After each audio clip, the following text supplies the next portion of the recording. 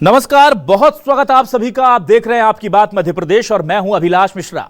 नाना करते प्यार तुम ही से कर बैठे। जातिगत जनगणना को लेकर कांग्रेस ने इसे मुद्दा बनाया, लंबे समय से इसे लेकर बीजेपी पर निशाना साधती रही और आखिरकार अब मोदी सरकार ने जातिगत जनगणना को ग्रीन सिग्नल दे दिया है। हरी झंडी मिलने के बाद अब कांग्रेस पसोपेश में है कि आखिर करें क्या। यह सबसे बड़ा मुद्दा था, यह छिन गया। तो क्या मोदी सरकार झुक गई, इसे पूरे मामले को ऐसा देखा जाए, या फिर मोदी सरकार का बहुत सोचा समझा मास्टर स्ट्रोक है? क्योंकि यह सबसे बड़ा मुद्दा था जो आने वाले वक्त में शायद कांग्रेस को फायदा पहुंचा सकता था और बीजेपी को नुकसान हो सकता था। तो क्या बीजेपी ने अपने संभावित नुकसान को इस एक हां के बाद टाल दिया है?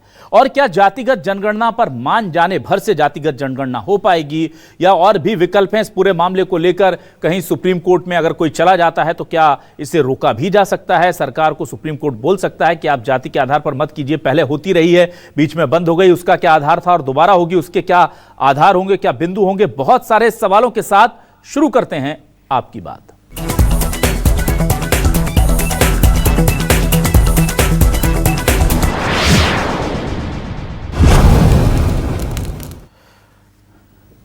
तो इस मुद्दे को सबसे ज्यादा अगर किसी ने उठाया था वो थे राहुल गांधी, और लगातार वो जातिगत जनगणना की बात कहते रहे। अब जब सरकार ने हां कर दी है इस पर, तो उनकी पहली प्रतिक्रिया आ गई है। राहुल गांधी सरकार के जातिगत जनगणना कराने पर राजी होने को लेकर क्या कह रहे हैं, सबसे पहले ये सुनिए। उन्होंने क्यों लिया, क्यों नहीं लिया, उसमें मुझे कोई इंटरेस्ट नहीं है। लिया, और ये बड़ा स्टेप है।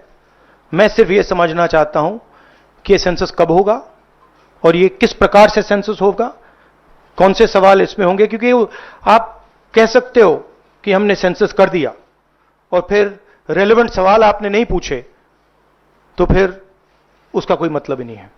तो तेलंगाना में हमने बहुत गहराई से पब्लिक में जाकर कंसल्टेशन करके, लाखों लोगों से कंसल्टेशन करके हमने डिजाइन किया है।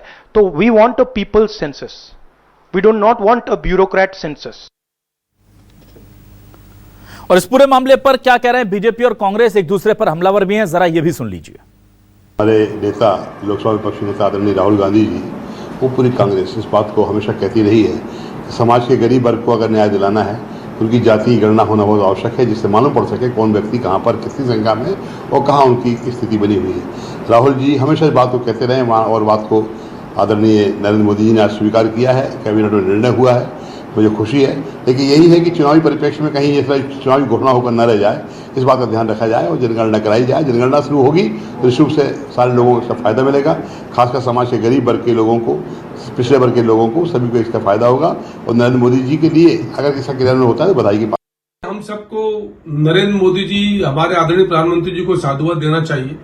देश में पहली बार स्वतंत्रता के बाद जातीय जनगणना भारतीय जनता पार्टी की मोदी जी की सरकार करा रही, और वो कांग्रेस पार्टी जिसने जातीय जनगणना के नाम पर हमेशा भ्रम उत्पन्न किया, 47 से लेकर लंबे समय तक देश में कांग्रेस की सरकार थी, कभी जातीय जनगणना नहीं कराई। 2010 और 11 में मनमोहन सिंह की सरकार ने निर्णय लिया और जो कराया वो सर्वे कराया, जनगणना नहीं कराई। सबकी गणना सामान्य जनगणना के साथ होगी, तो इस सब के लिए हम बहुत बहुत आभारी हैं आदरणीय प्रधानमंत्री जी के। उधर इस पूरे मामले में एक जो सबसे बड़ी पार्टी थी वो थी ओबीसी महासभा। ओबीसी महासभा क्या कह रही इस सरकार के निर्णय के बाद, ये भी सुनिए। जो लिया गया है कि देश के अंदर जाति गणना कराई जाए, इसका हम सभी लोग जो ओबीसी महासभा और क्रांतिकारी जितने भी हमारे संगठन हैं, उन्होंने एक सबसे बड़े ऐतिहासिक फैसले का सबसे ज़्यादा स्वागत किया है। और दूसरी बात, इस देश के अंदर तमाम सारे एक्टिविस्टों ने और ओबीसी महासभा के सभी साथियों ने एक ही मांग की थी, इस देश के अंदर हमारी भी पहचान होना चाहिए। हम हर साधन पे हमारी कितनी हिस्सेदारी है उसको देखते हुए जाति गणना अहम होना था। पर लेकिन 1931 के बाद आज 2025 होने जा रही है, और आज जो केंद्र सरकार ने किया है ये बहुत ऐतिहासिक फैसला है। आज के सवाल क्या है? सवाल बहुत बड़े हैं। सवाल आपके सामने लेकर आ रहे हैं, जातिगत जनगणना से जुड़े हुए हैं। विपक्ष की मांग पर मोदी की हां, देश में अब होगी जातिगत जनगणना। आरक्षण पर पिक्चर होगी और साफ, वंचितों को अब मिल पाएगा इंसाफ। फिर जाति पर फोकस होगी सियासत, प्रतिभा को कितनी मिलेगी राहत, यह भी बड़ा सवाल है। जातिगत जनगणना पर तेज सियासी जंग, केंद्र सरकार झुकी या कांग्रेस के मुद्दे का निकला दम? ये जीत किसकी है, इसका फायदा किसको है? सियासी फायदा, नफा नुकसान सब देखा जाएगा। मेरे साथ कुछ खास मेहमान जुड़ रहे हैं, सीधे रुख करता हूं। मेरे साथ कांग्रेस से वरिष्ठ नेता प्रवक्ता अमित चौरसिया जी जुड़ रहे हैं। अमित जी, बहुत स्वागत करता हूं आपका। वरिष्ठ पत्रकार के तौर पर सरमन नगेले जी हमारे साथ जुड़ रहे हैं। सरमन जी, आपका भी बहुत स्वागत है।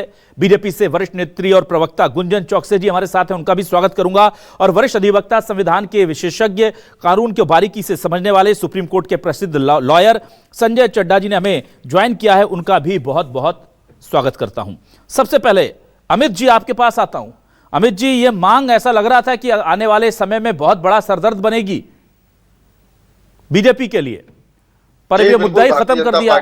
अब इसमें हम राहुल जी को सुन रहे थे, वो कह रहे थे कि होगी, पर अब कैसे होगी उस पर हमारी निगाह है। तो क्या आपको अभी भी संशय है सरकार की मंशा पर? जी नमस्कार अभिलाष जी। जी, बात संशय की नहीं है, बात नियत की है अभिलाष जी। जी, लगातार 11 वर्षों से मांग उठ रही थी। और देखिए, भारतीय जनता पार्टी फिर भ्रम फैला रही। पंकज चतुर्वेदी जी कह रहे हैं कि देश आजादी के बाद साहब अब हो रही। अरे साहब, 2011 में मनमोहन सिंह जी ने, गोपीनाथ मुंडे जी ने लोकसभा में प्रश्न उठाया था जातिगत जनगणना का। भारतीय जनता पार्टी के ही नेता थे। उन्हीं की मांग पर मनमोहन सिंह जी ने स्वीकार करते हुए बिना किसी आडंबर ड्रामे के सीधा सीधा जातिगत जनगणना कराई। यह दुर्भाग्य रहा कि हमारी सरकार चली गई, मोदी जी की सरकार आई और हम उन सेंसेक्स के आंकड़ों को जाहिर नहीं कर पाए। लेकिन आज भी 2011 के अभिलाष जी जातिगत जनगणना जो हुई, उसमें से जितना डाटा आया उसी के आधार पर नीतियां थे। हम तो बार बार प्रधानमंत्री मोदी जी से मांग करते आए कि सामाजिक न्याय को अगर आपको सही दिशा में आगे बढ़ाना है और नीतियों को लागू करना है, तो आपको विपक्ष की आवाज को सुनना पड़ेगा। समावेशी विकास के लिए आपको जातिगत जनगणना प्रदेश में और देश में कराना पड़ेगी, एक से कराना पड़ेगा। हमने तेलंगाना में एक बेहतर मॉडल मोदी जी के सामने प्रस्तुत किया। लेकिन जिस तरह से महिला आरक्षण हमने देखा कि वो आज तो बिल पास हो गया, लेकिन लागू कब होगा उसकी अभी तक कोई टाइम लिमिट नहीं है। तो वही बातें सब राहुल जी ने उठाई है। और ये राहुल जी ही थे जिन्होंने संविधान सम्मेलन के अंदर कहा 2024 अगस्त में कि जातिगत जनगणना होना चाहिए, पूरे देश का एक्सरे कराइए ताकि आपको नीति निर्धारण के अंदर उसका सहयोग मिल सके, पता चल सके कि आपके संवैधानिक संस्थानों में इस समय किस जाति का कौन सा व्यक्ति है। और प्रत्येक भारतीय नागरिक की जातिगत जनगणना कराइए, उसकी शैक्षणिक, सामाजिक और आर्थिक स्तर पर कराइए। मैं समझता हूँ अभिलाष जी, कोई सियासी मुद्दा नहीं है। जिस तरह से आप और हम लगातार जो है आरक्षण के मुद्दों पे हम एक साथ बैठे हैं और कई बार हमारी डिबेट हुई है इस विषय को लेके, पूरे देश के अंदर जो आरक्षण का एक माहौल खड़ा हुआ, तो मैं समझता हूँ बहुत हद तक आरक्षण की स्थिति भी साफ होगी। और देश के जो शोषित वंचित तबका है, जो अति पिछड़ी जाति, जो जिसमें मैं आता हूँ, ऐसी तमाम जातियों को भी इससे लाभ मिलेगा। सरकार को भी एक स्पष्ट रोडमैप देखने को मिलेगा कि उसे किस वर्ग को क्या उसको सहयोग करना है। लेकिन भारतीय जनता पार्टी जो लगातार कांग्रेस की आलोचना करती हुई चली आ रही थी अभिलाष जी, 4 वर्ग हमने साफ बना दिए, जातिगत जनगणना कांग्रेस का विभाजनकारी राजनीति, आज उन्हें उसी पे आना पड़ा क्योंकि मोदी जी को भी कहीं ना कहीं ये आभास हो चुका है कि इस देश को अगर फ्री रेवड़ियों से, फ्री ब्रीज से बचाना है तो हमें जातिगत जनगणना करके सही व्यक्ति तक सही राशि को पहुंचाना पड़ेगा। ऐसा नहीं कि साहब आपने 80 करोड़ लोगों के लिए मुफ्त अनाज रख दिया, आपने लाडली बहना रख दी, आज लाडली बहना के कर्ज के बोझ चले, खुद मोहन यादव जी दब गए, खुद भारतीय जनता पार्टी के लिए विकास करना मुश्किल हो गया। वो तो हिमाचल में सुक्खू सरकार भी दब गई है ना। वो तो खैर देखिए, उधर तो आप दोनों एक ही हमारे में हैं। आपसे कि जातिगत जनगणना भले अभिलाष जी, फिर वही बात सियासी, आप इतने सुलझे हुए व्यक्ति हैं, मैं समझता हूँ आप एक अलग ही दृष्टिकोण से बात रखते हैं जी। मैं ये कह रहा हूँ कि इसको किसी सियासी उस पर मत बात। ठीक है, तो मैंने आपका केवल उसी बात पर आपत्ति की जहां पर आपने सियासी बात की। अमित जी, आपके पॉइंट लाजमी है, लेकिन जहां आपने सियासी बात की, मैंने बताया कि वो फ्री की रेवड़ियां आप भी बांट रहे हैं और उसका खामियाजा हिमाचल भी भुगत रहा है मध्य प्रदेश के साथ साथ। गुंजन चौकसे जी, ये कांग्रेस हिंदू समाज को जातियों में बांटना चाहती है, हमने अपनी 4 जातियां बना ली हैं, और वो तमाम दावे वादे क्या हुआ उनका? अब यूटर्न लेकर के फिर अब बोलेंगे नहीं जातिगत जनगणना जरूरी है, तो फिर हम कब यकीन करें? गुंजन जी जो इससे पहले वाले डिबेट में मेरे साथ बैठी थी, तब वो सही बात कर रही थी समाज के हित में, या अब जो कहने वाली हैं वो सही है? आप जातिगत जनगणना के खिलाफ थे, अब उनके साथ हैं, हमें तो पता ही नहीं है, पल में तोला पल में माशा। देखिए अभिलाष जी, आज अपना पक्ष रखने से पहले सर्वप्रथम मैं श्रद्धांजलि अर्पित करना चाहूँगी। आज हमारे भारतीय जनता पार्टी की मीडिया टीम के साथ ही हमारे प्रदेश प्रवक्ता श्री नरेंद्र सलूजा जी को हम सबने खोया है, तो सर्वप्रथम उनके श्री चरणों में नमन करना चाहती हूँ। देखिए अभिलाष जी, अब अपनी बात की शुरुआत करना चाहती हूँ। देखिए, जब भी जातिगत जनगणना का सवाल खड़ा होता है तो कांग्रेस क्लेम करती है कि ये वो कराना चाहते थे। मैं आंकड़ों पे बात करती हूँ। आजादी के बाद से कांग्रेस को कितने वर्ष मिले थे? आप बताएं, क्या कांग्रेस ने ये जातिगत जनगणना करा पाए? 2011 में, अभी आपने उनके प्रवक्ता को भी सुना और मैं भी आपको बताती हूं, डॉक्टर मनमोहन सिंह जी जब प्रधानमंत्री थे, उन्होंने आश्वासन दिया था कि हम जातिगत जनगणना कराएंगे, कमेटी फॉर्म करेंगे। क्या करा पाए? उन्होंने सिर्फ एक कमेटी फॉर्म कर दी, सिर्फ सर्वे के लिए। क्या सर्वे करा के वो गणना कराना चाह रहे थे? ये सिर्फ जातिगत जनगणना एक राजनीतिक उपकरण की तरह कांग्रेस ने हमेशा इस्तेमाल किया है, देश की जनता का कभी भ्रमित करने के लिए, कभी वोट बैंक के लिए। ये सिर्फ और सिर्फ एक राजनीतिक टूल था। इनका उद्देश्य कभी भी राजनीतिक जनगणना नहीं था। भारतीय जनता पार्टी की सरकार आज देश में, हमारे देश के प्रधानमंत्री नरेंद्र मोदी जी के नेतृत्व में एक सामाजिक समरसता की बात करती है, एकता की बात करती है, अखंडता की बात करती है। और इसीलिए आज हम अगर आगे बढ़ रहे हैं कि जातिगत जनगणना होना चाहिए, और ऐसा नहीं हम आज बढ़ रहे हैं, 2021 में भी इसकी शुरुआत की गई थी। चूंकि उस समय कोविड से हम सब ग्रसित हो गए तो वो उस समय नहीं हो पाया, लेकिन आज उसको फिर से शुरू किया गया है। आज ये निर्णय लिया गया है ताकि हमारे देश में जिसके अधिकार हैं वो उसको जरूर मिले, जो एकता है वो बनी रहे, जो सामाजिक सामूहिकता है वो बनी रहे। और उसी उद्देश्य के साथ हम आगे बढ़ रहे हैं, क्योंकि हम जमीनी तौर पे ये करना चाहते हैं, सिर्फ झूठे वादे नहीं करते कांग्रेस की तरह। अभी दो साल से आप लोग फिर इसका विरोध क्यों कर रहे थे गुंजन जी? ये बात आप स्वीकार कर लेते ना, क्या भाई आपकी मांग जायज है? विरोध कभी नहीं किया अभिलाष जी, भारतीय जनता पार्टी ने विरोध नहीं किया। भारतीय जनता पार्टी ने विरोध उस जनगणना का किया है जो ये राजनीतिक टूल बना के कर रहे थे कांग्रेस और इंडी गठबंधन। तो आप ये बोल देते, ये जातिगत जनगणना इतना तो सब समझते, ये बोल देते कि हम आपकी वाली जातिगत जनगणना नहीं कराएंगे, हम बीजेपी अपनी वाली कराएगी, ये बोल देते। आप बोलते हो देते 2 साल पहले, जब राहुल गांधी जी चिल्ला रहे थे, कांग्रेस चिल्ला रही थी। विरोध अगर किसी ने किया है अभिलाष जी, जातिगत जनगणना का विरोध अगर किसी ने किया है तो वो हमेशा से कांग्रेस ने किया है। मंडल कमीशन का विरोध किसी ने किया है तो वो कांग्रेस ने किया है। 60 और वो 4 जातियों का क्या होगा? कर पाते पूरा गुंजन जी, 4 जातियों का क्या होगा उनको तो बता दीजिए। अब उस पर 4 जाति का आज भी हम कल्याण की बात करते हैं। महिलाओं का कल्याण होना चाहिए, गरीबों का होना चाहिए, किसानों का होना चाहिए, ओबीसी का होना चाहिए, अगड़ों का होना चाहिए, पिछड़ों का होना चाहिए। तो फिर जरूरत क्या जातिगत जनगणना की? जब हम लिमिटेशन की बात करते हैं, जब हम परिसीमन की बात करते हैं, 2026 में जो परिसीमन का हमने प्रस्ताव रखा है, उस परिसीमन के लिए ये जातिगत जनगणना भी आवश्यक है। और उसी दिशा में भारतीय जनता पार्टी की सरकार हमारे शीर्ष नेतृत्व नरेंद्र मोदी जी के साथ आगे बढ़ी है। क्योंकि देखिए, बीच में ना टोकिए अमित जी, थोड़ा डेकोरम मेंटेन करके चलिए। हम सब एक प्रतिष्ठित चैनल में बैठे और प्रतिष्ठित लोग हैं, मुझे लड़ना पसंद नहीं है आपके प्रवक्ताओं की तरह। ठीक है गुंजन जी, मैं अब आता हूं जल्दी से संजय चड्ढा जी आपके पास। संजय चड्ढा जी, सवाल यही है जो राहुल गांधी जी ने धीरे से छोड़ दिया है, वो सवाल बहुत मौजूद है। वो ये कह रहे हैं कि कैसे होगी ये इंपॉर्टेंट है, कब होगी इंपॉर्टेंट है। और उसमें एक मेरा सवाल भी एड ऑन कर लीजिए, क्योंकि मैंने देखा है कि ऐसे बड़े फैसले कई बार सुप्रीम कोर्ट में जाकर के चैलेंज हो जाते हैं। तो इनकी गुंजाइशों को लेकर तो कैसे होगी, कब होगी, वो तो केंद्र सरकार बताएगी। पर क्या सुप्रीम कोर्ट में कोई पिटीशन आती है तो क्या ये चैलेंजेबल इशू हो सकता है? सर, क्या कहता है संविधान इस पूरे मामले को लेकर, कानून क्या कहता है? देखिए, जहां तक पहली बात तो धन्यवाद अभिलाष जी, 2-3 बार से मिस कर रहा था आपका कार्यक्रम, और हम लोग आपको मिस कर रहे थे संजय जी। जी शुक्रिया आपका बहुत बहुत। मैं सिर्फ ये बताना चाह रहा हूं कि संविधान में जो शक्ति है कि कौन इसका निर्णय करेगा, संविधान की जो सूची है उसमें अंकित है कि केंद्र सरकार के पास ये सब्जेक्ट जो है केंद्र सरकार का है। तो इसलिए जो निर्णय है वो केंद्र सरकार ने लेना है और वो लिया है। मेरे को लगता है संविधान की कसौटी पे वो परिपक्व है।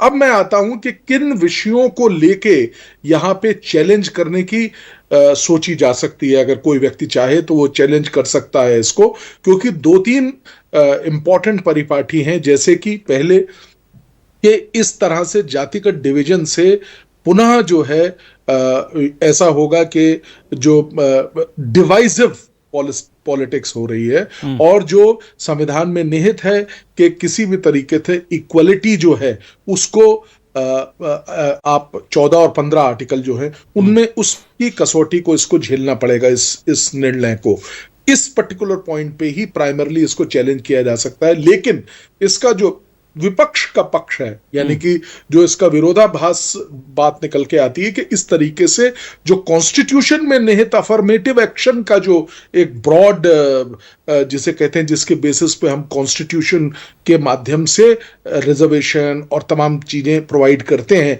वो अफर्मेटिव एक्शन को मोर इफेक्टिवली और ज्यादा परिपक्वता के साथ हम लगा पाएंगे। इसलिए ये जायज एक काम है और गलत नहीं है संविधान की कसौटी पे। तो एक थोड़ा सा संशय है, लेकिन किसकी ये शक्ति है उसमें कोई निर्णय गलत नहीं हुआ है। ये केंद्र सरकार की है, जो राज्य सरकारें कर रही हैं, जैसे तेलंगाना और 2-1 राज्य सरकारों ने किया था, तो वो सेंसस के रूप में नहीं कर रही हैं अभिलाष जी, वो कर रहे हैं नीति के, जैसे बिहार में भी शायद हुआ था, नीति को कैसे बनाए इसके लिए ये डाटा और एनालिसिस करने के लिए ये किया गया है। तो लीगली स्पीकिंग मुझे लगता है कि कॉन्स्टिट्यूशनली ये एक वैलिड काम है, नंबर 1।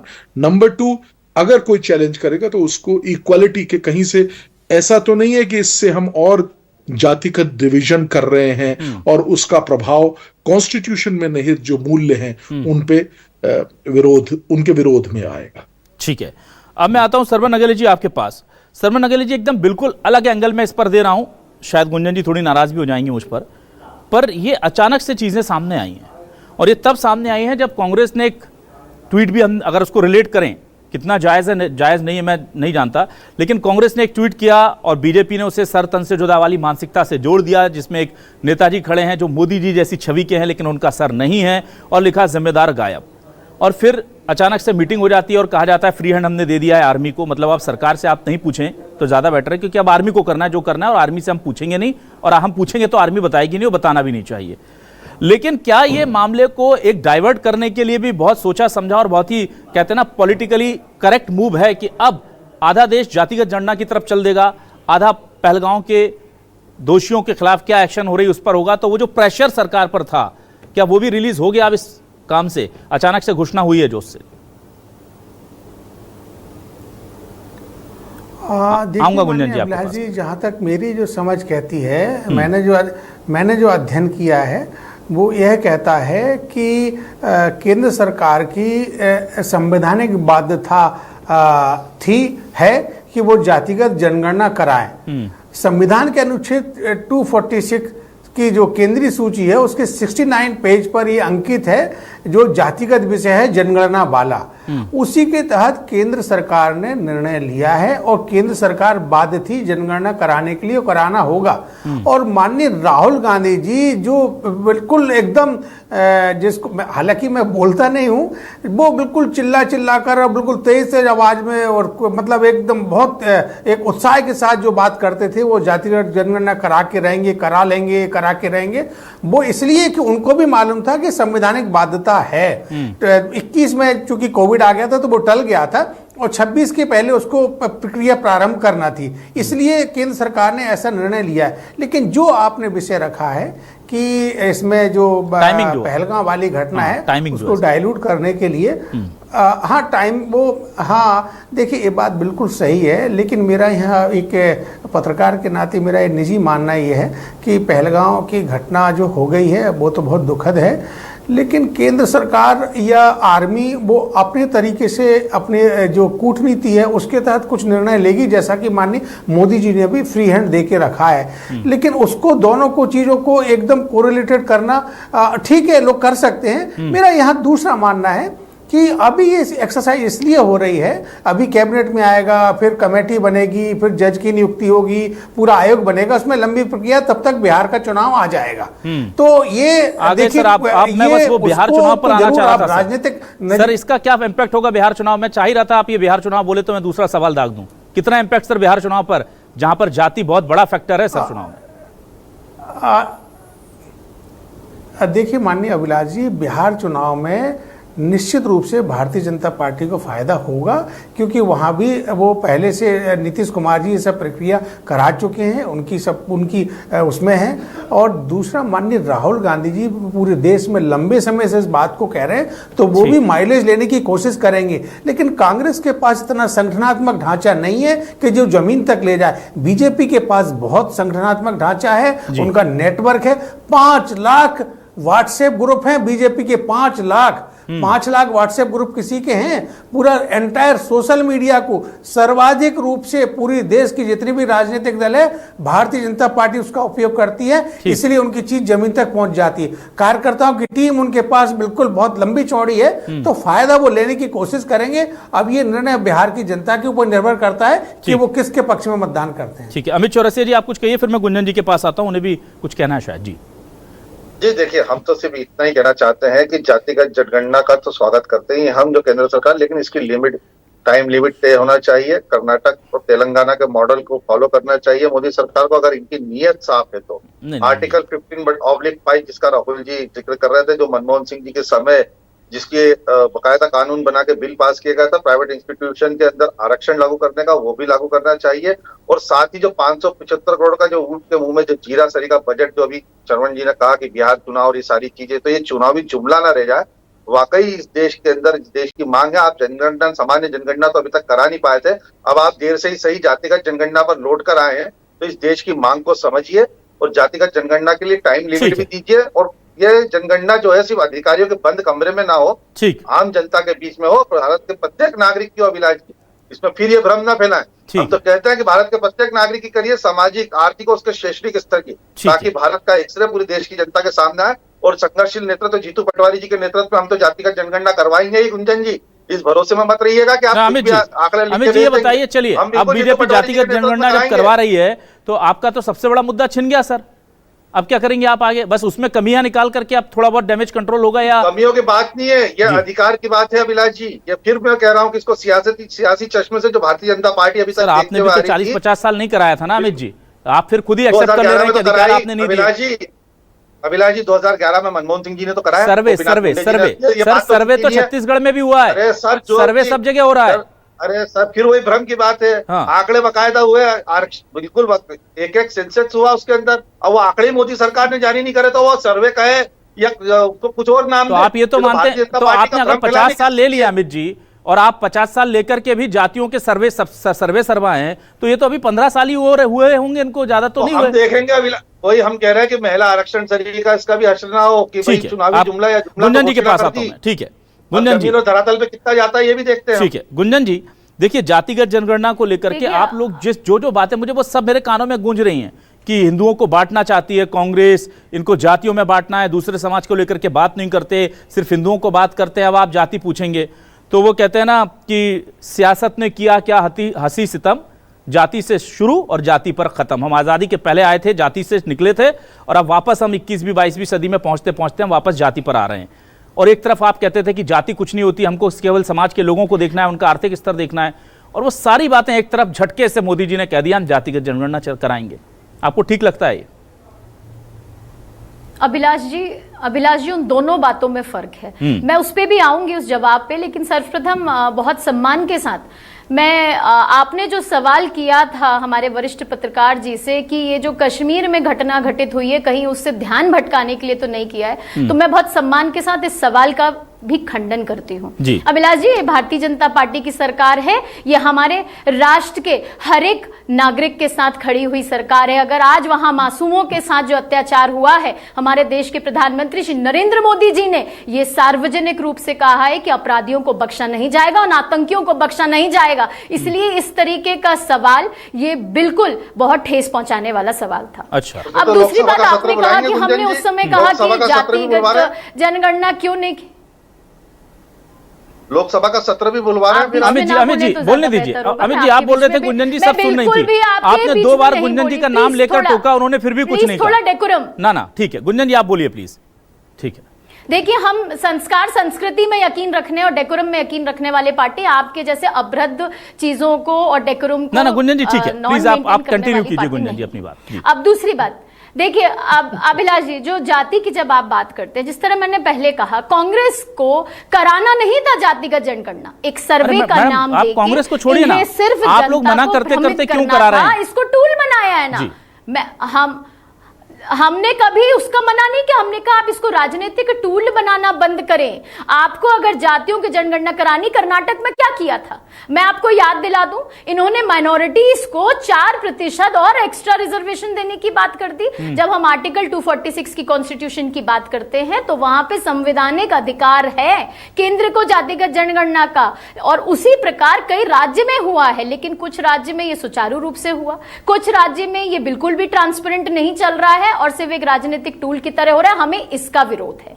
हम जहां समाज की आर्थिक और जिसे तो कहते हैं आपको पहले किसी ने रोका था क्या कि ऐसी कराइए वैसी कराइए? आप बार-बार जो प्ली दे रहे हैं गुंजन जी, एक मिनट गुंजन जी, आप बार-बार कह रहे हैं कि हम ऐसे नहीं वैसे चाहते थे। आपको किसने रोका था? आप वैसे ही कर लेते जैसे चाहते थे, पहले ही कर लेते। अब आपको लग रहा है कि जातिगत जनगणना जरूरी है, तो पहले क्या आप समझ नहीं पाए, एंटिसिपेट नहीं कर पाए? ये इतना बड़ा मुद्दा है। बिल्कुल जरूरी है, वो पहले भी जरूरी थी।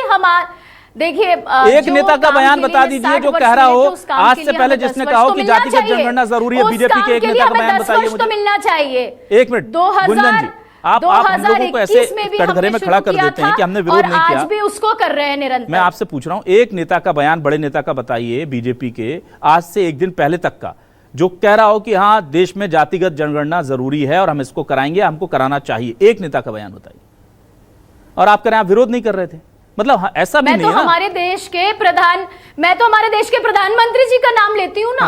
उन्होंने तो कहा है कि हमारे देश जो है, भारत देश, वो एक राष्ट्र की बात करते हैं ना, एक राष्ट्र श्रेष्ठ राष्ट्र। वो विभाजन को मना करते हैं, जो राहुल गांधी जी नफरत का विभाजन करते हैं, जो तुष्टीकरण की राजनीति करते हैं। राहुल गांधी जी जातिगत जनगणना की मांग करें तो वो विभाजन है गुंजन जी, और अगर मोदी जी बोले तो वो देश को जोड़ने की प्रक्रिया है। अभिलाष जी, नहीं अभिलाष जी, 2026 तक जो परिसीमन की बात आई है वो किसने लेके आए हैं? वो हमारे भारतीय जनता पार्टी की सरकार लेकर आई है। और इस परिसीमन के लिए ये जो जातिगत जनगणना है ये होना जरूरी है, ताकि आर्थिक और सामाजिक दोनों रूप से उसको पूर्ण रूप से लाभ मिल सके जनता जनार्दन। यही तो कांग्रेस समझा रही थी इतने समय से, जनता का विकास होना चाहिए। उनका पॉलिटिकली एजेंडा कुछ भी रहा हो, पर वो वही बातें बोलते थे जो आप बोल रहे हैं। ये आप भी जानते हैं, सिर्फ अपनी कुर्सी बचाने का काम करती है।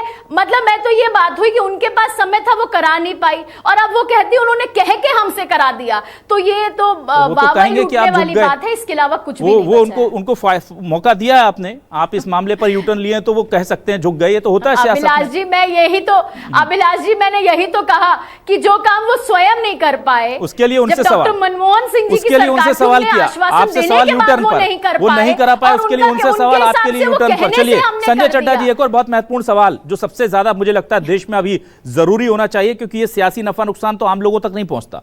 आम लोगों तक पहुंचता है आरक्षण का फायदा। सुप्रीम कोर्ट में बहुत सारी याचिकाएं लंबित हैं और आरक्षण प्रदेशों ने बढ़ा दिए हैं, उनका वैलिड आधार नहीं है, जिसकी वजह से अटका हुआ है। मध्य प्रदेश, छत्तीसगढ़, हिमाचल, जहां जहां की हम बात करें लगभग हर राज्य का मामला अटका हुआ है। उन मामलों को आप बहुत बारीकी से देखते हैं सर। अब मुझे बताइए, जातिगत जनगणना निकलकर के सामने आती है, आर्थिक सर्वे भी उसमें हो ही जाएगा क्योंकि हम आर्थिक जानकारियां भी प्रोवाइड करा देंगे, तो क्या आरक्षण का ये जो पेच सालों से, दशकों से फंसा हुआ है, अब ये बहुत क्लियर कट हो जाएगा, और जो पुरानी प्रोसीडिंग्स रही हैं या पुराने जो फैसले रहे हैं, अब उनको नए सिरे से परिभाषित करने का मौका आ गया है, जिसकी जितनी आबादी, जितनी उसकी उतनी हिस्सेदारी, इस तरह की जो बात हो रही है, क्या अब ये सक्षम दिखती है आपको आगे? दो चीजें बहुत, यही सवाल जो है सब लोगों के समक्ष बार बार दिखा रहे हैं और बोल रहे हैं, आपके तमाम टेलीविजन चैनल भी, कि अब जो है कि सब क्लियरिटी हो जाएगा और उसके बेसिस पे आरक्षण का नया सिद्धांत बनाया जाएगा। बट जो सबसे बड़ा प्रश्न है वो ये है कि एक बड़ी बेंच ने, कॉन्स्टिट्यूशन बेंच ने इंदिरा साहनी के जजमेंट में ये लिमिट तय की थी, और मुझे ऐसा लगता है कि इस लिमिट को सुप्रीम कोर्ट ने कई मौके आए, जब एक इकोनॉमिक बेसिस पे जब 10% दिया, और तमाम जो बेसिस, कई बार इसका जहां पे देखना पड़ा कोर्ट को, तब उन्होंने हर बार अपने आप को सीमित रखा कि जो इंदिरा साहनी ने लिमिट दी है उसको फॉलो किया जाएगा। बल्कि मुझे तो ऐसा लगता है कि क्रीमी लेयर का एक्सपेंशन होगा, जो 3-3, 4-4 जनरेशन से अन्य जातियों में लोग जो आरक्षण का फायदा ले रहे हैं उनको एक रिस्ट्रेन किया जाएगा, जैसे कि ओबीसी में करने का क्रीमी लेयर है। तो मुझे लगता है कि थोड़ा चेंज जरूर आएगा, लेकिन मैं इस चीज में, मुझे जो मेरा अपना मानना है, लिमिट जो 50% की है उसको चेंज नहीं किया जाएगा। अन्यथा जो मेरिटियस जो स्टूडेंट्स हैं इत्यादि हैं, उनके वो लोग थोड़े से विचलित होंगे। तो मुझे लगता है कि सुप्रीम कोर्ट इस बिंदु को, क्योंकि जब भी ये निर्णय आए हैं अगर आप उनको पढ़ें तो मेरिट वाले जो स्टूडेंट्स हैं उनके ऊपर एक बहुत बड़ा डिस्कशन अवश्य होता रहा। मैं सूक्ष्म ही जवाब दूंगा। बिल्कुल संजय जी, ठीक है। मैं फाइनल कमेंट लेता हूं सरमन नगेली जी आपसे। नगेली जी देखिए, लंबी प्रक्रिया है, सब जानते हैं, इसको होते होते बहुत वक्त लगेगा।